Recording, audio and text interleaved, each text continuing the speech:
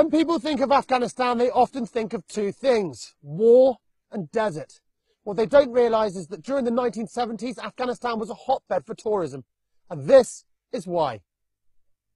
Around 100 kilometres northeast of Kabul is the famous Panjshir Valley, described by the Lonely Planet as possibly the most beautiful valley in Afghanistan. Panjshir literally translates as 5 lions, named after 5 spiritual protectors that local legend states ruled the valley in the 11th century. During the summer months, Afghan families flocked to the area to picnic beside the river, and having once been a favoured route for international tourists, I wanted to see for myself whether the valley was ready to again welcome foreigners. In the Panjshiri capital of Bazarak, the locals were happy to give their views on their home province.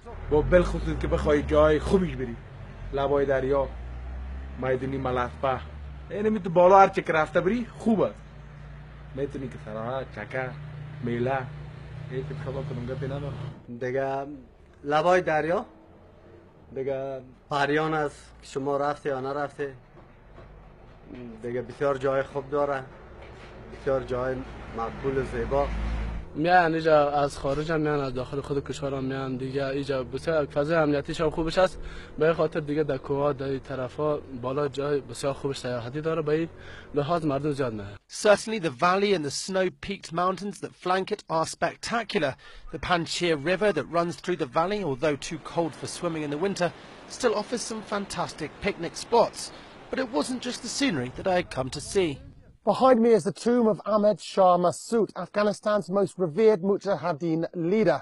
For over 20 years, Massoud defended the Panjshir Valley, the gateway to northeastern Afghanistan, first against the Soviets and then against the Taliban.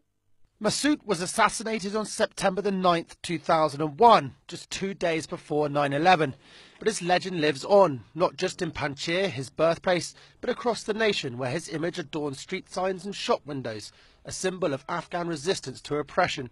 A visit to his tomb, where locals often come to reflect, is a must for any visitor. Delicious.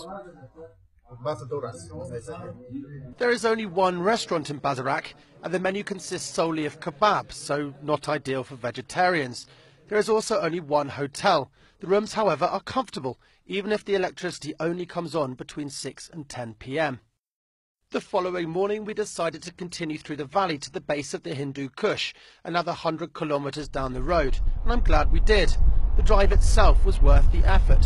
Aside from the stunning vistas, the charming villages and the free wandering livestock we had to swerve to avoid, an army's worth of defunct artillery scatters the riverbed. Tanks, shells and even an old helicopter sit like scars, a testament to the valley's indomitable past. All the way down the river there are plenty of things to stop off and see, and some incredible feats of engineering. For instance, this bridge here, it's not something you'd want to cross every morning, but it's made from old parts of Soviet tanks. The drive, though long, was never dull, and by late morning we had reached our final destination. We've reached the base of the Hindu Kush, and it is absolutely beautiful. There are mountains for as far as the eye can see.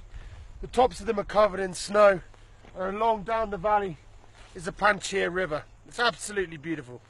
It had been a unique experience, and one that dispelled the myth that all of Afghanistan is hostile to foreigners in both attitude and terrain. Only the most optimistic foresee a near future where tourists flock here, but with a carefully planned itinerary and trusted local help, parts of Afghanistan, such as the Panjshir Valley, offer a visual and visceral imprint unmatched anywhere else in the world.